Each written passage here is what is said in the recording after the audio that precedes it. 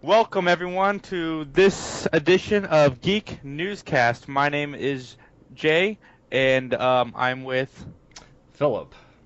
and currently Max is unspoken for. Hopefully, he will be joining us later in the podcast, but due to some technical difficulties right now, it's just going to be the two of us. We're just going to run through some news stories, some sleeper video game titles that Philip has for us. So let's just begin.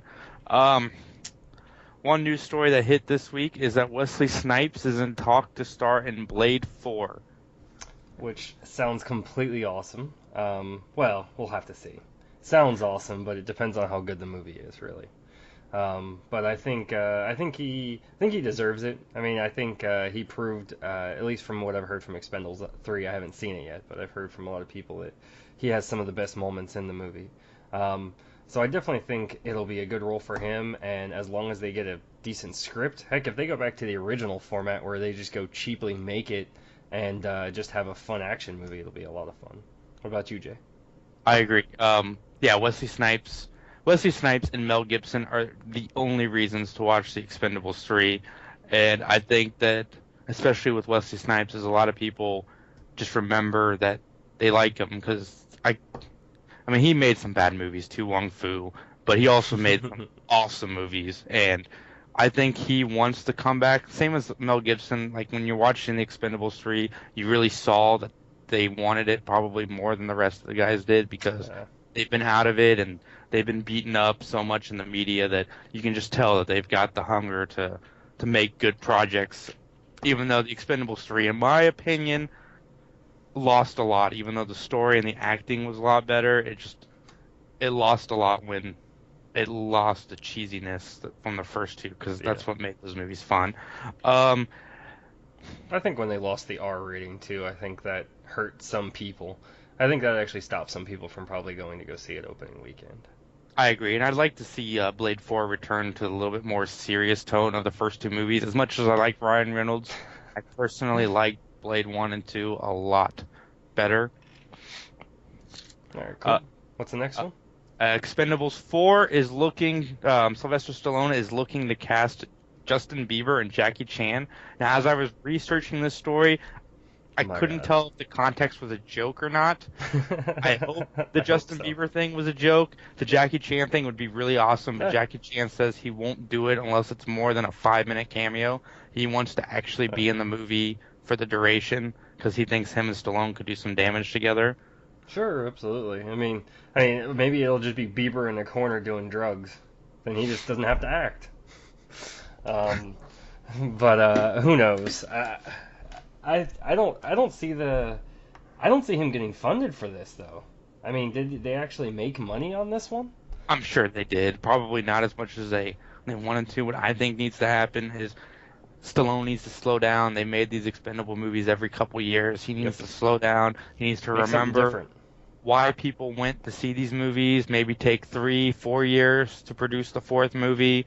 Um, just try to find the heart, if you can call it that was in the first two movies.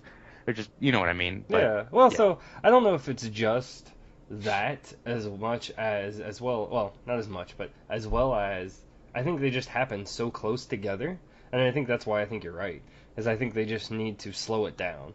If they were to slow it down, I think it would allow people to digest it coming out, and then if they can find just maybe a piece of what they used to have, and just not even worry about what the rating is. Don't worry about anything. Just try to make the best movie you think that people want. And I mean, that's what got.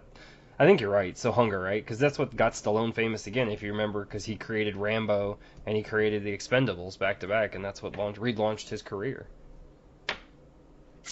you hit the nail on the head. I'm not gonna talk about the Liam Neeson thing until Max joins us, so we're gonna skip over that for right now. Philip, go ahead and take us into some sleeper games. All right, cool. So there's actually so I am going to seem biased. I will admit to that, but I only have an Xbox One. I don't have a PS4, so I can't really comment on a lot of what they have. But I do know PS4 probably has a little bit more on the indie side games, which most of what I'm going to talk about is indie. Um, So like ones that recently came out that are PC only but will be coming to other systems is The Escapist. The Escapist is an interesting game. So it's basically you're a prisoner and you're set in this prison cell, and your job is to figure out by doing your daily routine. So you have to eat, you have to show up for roll call, you have to work out, you have to do a job. And all throughout that, you have to figure out how you're going to try and escape. So you have to collect things, you have to befriend, you're going to have to beat people up, and you have to figure out do you want to tunnel out? Do you want to try and escape through the vents? Do you just want to actually take over the prison? It's PC only right now, but I know Xbox One, it's supposed to be come out probably next spring, maybe sooner. It's a lot of fun on PC. It's definitely something, it's still in early access, which basically means it's still got some bugs, but it's a ton of fun. Another one that's PC only that is for sure coming to PS4, so I'm not in PlayStation 4, a PC game, pardon me. It's awesome. Expendabros is a great game to actually play. It's completely free if you want to get an idea of what the game's going to be about when it comes out for PS4. I think it'll come out for Xbox One, but there's probably some exclusivity. You definitely want to play it with a controller, that's all I'll have to say. So if you do have a PC and you have a gaming controller, hook it up. Because it's kind of like imagine the awesomeness of an old Nintendo game, then you mix it with modern graphics and explosions and all this. Because in Expendable and Broforce, basically you get like Chuck Norris, you get Rambo, you get Terminator, but they don't use those names because they're not legally allowed to. But it's just completely awesome. And let's see.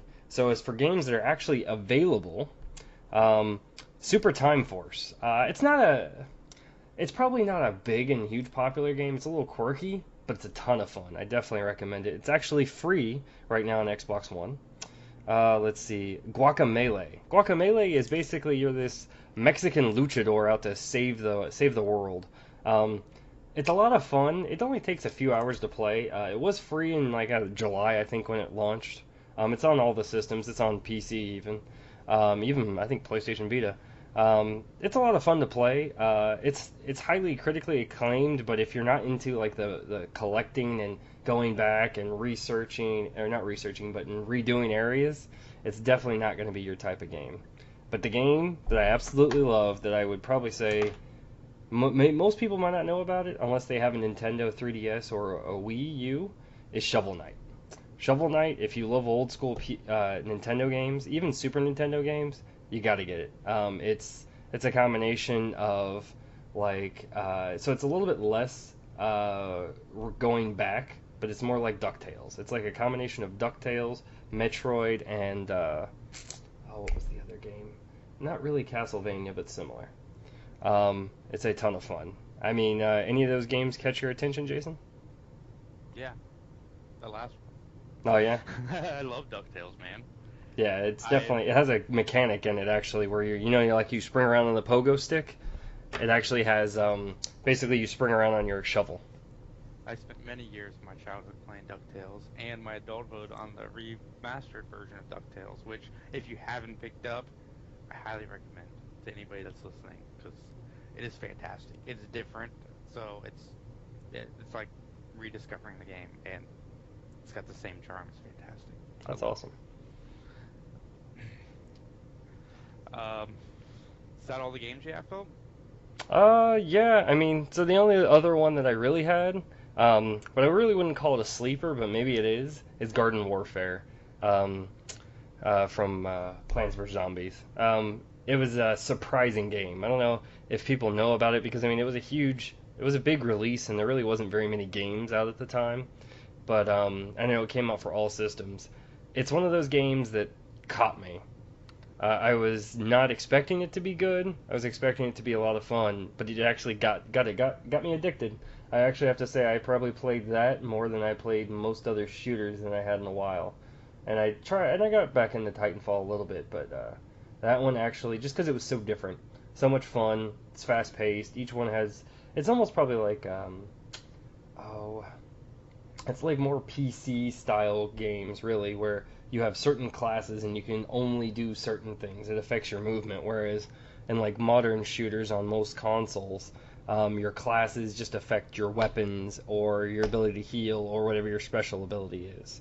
In this one, if you're the plant, you can move really fast and you can heal, but your weapon isn't as powerful.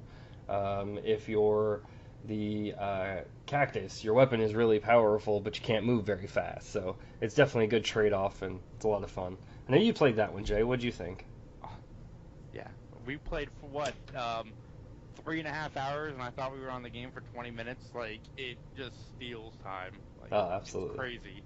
It gets frustrating. You want to do the old Nintendo controller throw, but it definitely just the level of fun just sucks the time just right away. Absolutely. I recently played Madden 15, and I'm gonna say the same thing I said about the Expendables. They maybe should start releasing the game every couple 2 to 3 years because it's very repetitive. It's literally the same game every year. If they want to try to make it seem more fresh, maybe just release it once every 2 to 3 years and just release player roster updates every year because that's literally what you're paying the extra money for the most part, is the updates. The gameplay is the same. I mean, it looks fantastic because it's Absolutely. the first true next gen Madden. Like the last one was just a port of the 360 and updated a little bit, but yeah, I mean the graphics are intense. I mean, my mother-in-law was watching me play a little bit, and she thought it was a real football game. Granted, she was off to the side, so she couldn't see the TV super well, but to the untrained eye, it could fool you for a few seconds. Oh, It's absolutely. fantastic. Yeah. Really mind blowing. And oddly enough, actually, because I did try out EA Access, I actually, and when I dived in, the differences I realized are not in they're not in the top layer of the game. So I really think I don't know who it's made for, but maybe there are hardcore Madden people out there that really like to get into the on or not necessarily the online stuff, but I'm talking into like building your franchise because I noticed that was a huge change between 2025 and 15. Ah, that's hilarious. We can really count, can't we? Madden 25 to Madden 15. But um, anyways, with that in mind, what really happened was they tweaked it, and I actually think they tweaked it for the better in 15 because in 15 it's more like a simulation, whereas 25 you have to constantly basically play everything. When you try to delegate things, it doesn't really work very well. Um, and as far as gameplay goes overall, I mean, I think uh, in this one, it matters less who you play with in Madden 15, whereas in 25, I think it actually, and even the older ones, I think it just varies from each Madden to Madden, to be honest, about how well characters play and how they progress and all those things. But I have to say, overall, I mean, unless you're hardcore into Madden, or if you absolutely have to have this year's season, like this year's roster, which is basically what Jay was getting into, there's really no reason to buy it. Usually once every 2 years is basically my Madden rule.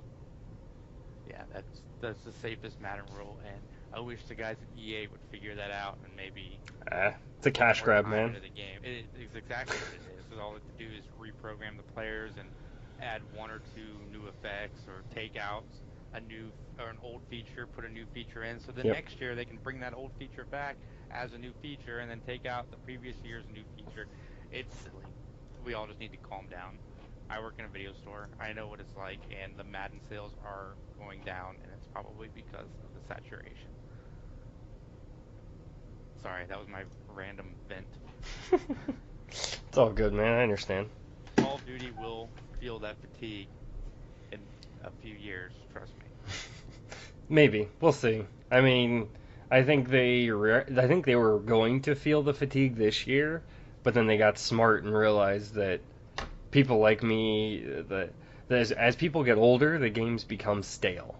And I think they recognize that, and they're going to change the single player again. It almost to me like they brought in a new developer. That's a perfect example. And the new developer reminds me of when the original Call of Duty developer that basically became the developer that's developing what was Infinity Ward, which eventually changed ownership. That creative team left, and that's what this one feels like. Just watching the previews, hearing about the single player, the fact that they brought Kevin Spacey in says to me that they really care now, and I think they want to make a change. But it's to be seen to see whether or not it's actually going to be better.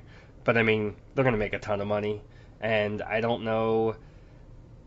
So I don't know if it'll ever go away. I'll be honest, Jason. I think maybe they'll. If they don't adapt, I think it would go away. But they're already adapting, right? Because Titanfall came out, right? And you have jump packs. In this one, you're going to be able to jump higher, and you're going to be able to climb walls. It's not exactly like Titanfall, but they're recognizing that the movement needs to be different. Yeah. A Titanfall, that's another good game that came out this year that was a surprise to me. I mean, granted, it was Call of Duty, and they added the mech element, and the mech element was awesome. But just like Call of Duty, after a few weeks of gameplay, it does start to feel the same. But when I first played it, I thought it was spectacular. So I just wanted to throw that out there. Yeah, it was a lot of fun. Um, it didn't reinvigorate me, and actually, that's the surprising thing I would say is it didn't. It was popular when it launched, but it died quicker than I thought it would. Like I didn't really hear a lot of people talking about it afterwards. So like when like groundbreaking Call of Duties have come out, like they'll usually have staying power for 6 months, and by now, even on the eve of Destiny coming out next week, which I'm very excited for that game. I won't be playing it when it comes out because I'll be in school, but the following week I'll absolutely be playing it. But yeah, where was I going? Oh yeah, yeah. And so surprisingly, it just hasn't stayed. Like I haven't heard people talking about it. I figured people would be playing that game up until Destiny came out, and it didn't have legs. I don't know why. Let's move on to let's talk about American Horror Story Coven a little bit, if that's okay with you. Sure, that sounds good. Let's move on to a topic that I know won't bother Max if we discuss without him. So I know it's 6 months too late to really review it, but with the Emmys and seeing that Kathy Bates, an actress whom I respect and admire, she won Best um, Supporting Female Actress in a Miniseries, and then Jessica Lange winning Best Supporting Actress. I've always been a fan of the American Horror Stories. I think they're very well written. I like Asylum is still my favorite, but Really? that oh my god, but it's brutal. It is brutal. But Coven, I thought was a much more well-rounded piece because Kathy Bates and Jessica Lange do something that I think is really hard for an actor or actress to do unless they're really good, which is you hate a character. Like they play it so much that you want to kill them yourself. Like you just Mm-hmm. wish horrible things to this person, but then within a couple episodes, they pull at your heartstrings and make you actually feel sorry for this character that 2 episodes prior you hated. You thought they were absolute devil, and then they do it to you more than once in the whole series, and they keep fooling you each time. Like you're Mm-hmm. like, nope, Kathy Bates, she's changed her ways. She feels really bad for what happened, and wants to you know Redeem herself. redeem herself. Yeah. Oh yeah. So, Y- Anything else? oh no, go ahead. Yeah. So like for me, it's my absolute favorite season. I mean, as much as the second one gets a lot of critical accolades, it's too harsh. I mean, I just can't. It's so dark that they don't have, and I think that's the one thing that the Coven had. I mean, the first season didn't really have this either, um, where it gives you that chance to be redeemed. Um, the first season just had some lulls that weren't like horribly grotesque, whereas the second season it was just they just poured on the horror. But this one it was so much deeper. It was more nuanced, is what I would say. The story actually brought you in and intrigued you, and kept you interested and kind of questioning things and questioning, well, can somebody actually change on a different level? And like Jay said, every time you thought, oh, maybe they've learned, maybe they're trying to be a better person. Nope, they are who they are, which is an interesting philosophical question. Um, but I found that's actually probably what pulled me in the most, and that's actually probably why I'm more excited for Freak Show, even though I think that's season 4, by the way, of American Horror Story is going to be called Freak Show. Um, and I'm excited for it, but at the same time, I'm worried that he's going to feel like he has to up the ante from the last season, and I don't know if we'll have that redeeming quality back in it or not. But we'll have to see. Kathy Bates is playing the bearded lady, so That could always be interesting. Yeah, and they got the littlest woman, like Guinness Book World Record, littlest woman, and they have her looking very creepy, and it looks scary. But more about Coven. I mean, I don't know if there's much other shows where pretty much the whole cast, with the exception of the guy from Fringe who shows up later, but where the whole cast is it's all women, except Oh, for yeah, very true. I didn't even think about it. Evan Peters, the guy who played Quicksilver, Yeah.